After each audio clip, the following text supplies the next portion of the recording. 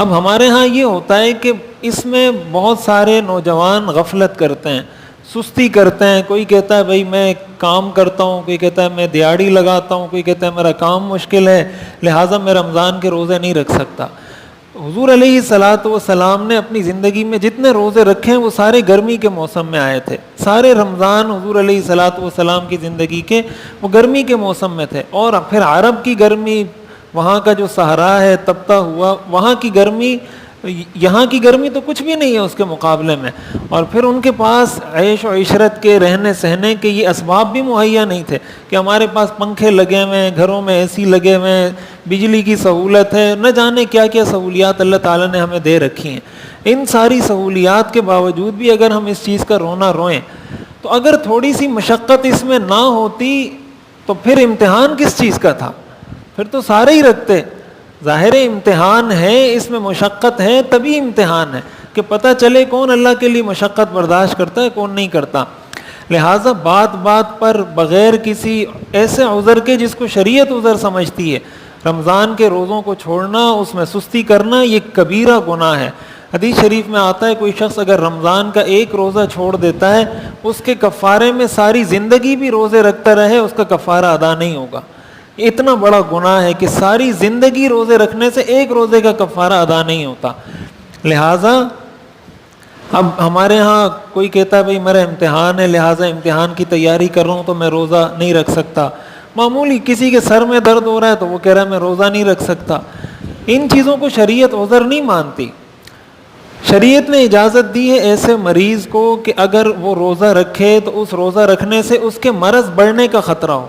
اس کو ایک ماہر مسلمان ڈاکٹر یہ بات بتائے کہ تمہارے لیے روزہ نقصان دہ ہے، اگر تم روزہ رکھو گے اس سے یا تو تمہارا مرض شدید ہو جائے گا، بڑھ جائے گا، اور یا اس سے تمہاری جان کو خطرہ ہے یا تمہارے جسم کا کوئی عضو اس سے ضائع ہو سکتا ہے. اگر کوئی ماہر مسلمان ڈاکٹر اس کو یہ سجیسٹ کرتا ہے، ریکمینڈ کرتا ہے کہ بھئی آپ روزہ نہیں رکھ سکتے، شریعت اس کو اجازت دیتی ہے کہ وہ روزہ فی الحال چھوڑ دے، جب اس کو صحت ملے تو بعد میں اس کی قضا کر لے.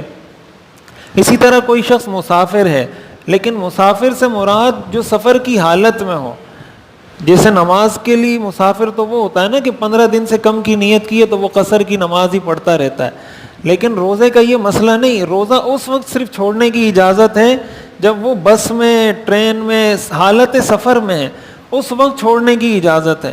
اور یہ بھی اس وقت کہ جب صبح صادق جس وقت ہوئی ہے اس وقت بھی وہ حالت سفر میں ہو. اگر صبح وہ سفر میں نہیں تھا، دن کے دوران کوئی 12 بجے، 11 بجے، 10 بجے وہ سفر پہ نکل رہا ہے، پھر بھی اس کو روزہ توڑنے کی اجازت نہیں ہے. اسی طرح حاملہ خاتون ہے، اس کو اگر ڈاکٹر کہے تو اس کو شریعت نے اجازت دی ہے. وہ عورت جو بچے کو دودھ پلاتی ہے، اگر اس کو یہ خطرہ ہے کہ اگر میں روزہ رکھوں گی تو بچے کو نقصان ہو سکتا ہے، ایسی خاتون کے لیے روزہ نہ رکھنے کی گنجائش ہے، شریعت نے اجازت دی ہے. تو یہ چند وہ مخصوص صورتیں ہیں جن میں روزہ نہ رکھنے کی گنجائش ہے اور شریعت نے اجازت دی ہے. لیکن اس کے علاوہ بغیر کسی عذر کے یا اپنے من مانے اور تراشے ہوئے عذر کی وجہ سے رمضان کا روزہ چھوڑ دینا یہ بہت بڑی محرومی کی بات ہے. ایسے آدمی کو نہ تو افطاری کا مزہ آ سکتا ہے، نہ اس کو عید کا مزہ آ سکتا ہے، نہ وہ رمضان کی فضیلت حاصل کر سکتا ہے. حدیث شریف میں آتا ہے حضور علیہ الصلوۃ والسلام نے فرمایا تباہ و برباد ہو جائے وہ شخص جس پر رمضان کا مہینہ آئے اور وہ اللہ سے اپنی مغفرت نہ کروا سکے.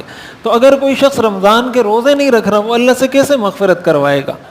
یہ مہینہ اللہ نے لایا اس لیے کہ ہم اس کے روزے رکھیں.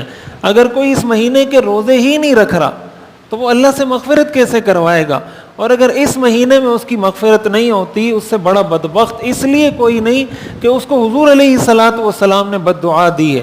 اور جس کو حضور علیہ الصلوۃ والسلام بد دعا دے دیں پھر اس کا کوئی دن اچھا نہیں ہو سکتا، اس کا کوئی دن سنور نہیں سکتا، اس کی زندگی میں چین اور سکون نہیں آ سکتا. آج ہم ایک معمولی سے آدمی کی بد دعا سے ڈرتے ہیں کہ یار یہ آدمی مجھے بد دعا نہیں دے دے، یہ بھیک مانگنے والا یا مجھے بد دعا نہیں دے. تو حضور علیہ الصلوۃ والسلام کی بد دعا سے ہمیں کوئی ڈر نہیں. حضرت جبریل علیہ السلام نے دعا مانگی، حضور علیہ الصلوۃ والسلام نے اس پہ آمین کہا کہ ایسا شخص تباہ و برباد ہو جائے. تو اللہ تعالی ہمیں ایسی بدبختی سے بچائے اور ہمیں ان رمضان کے روزوں کا پورا اہتمام کرنے کی توفیق عطا فرمائے.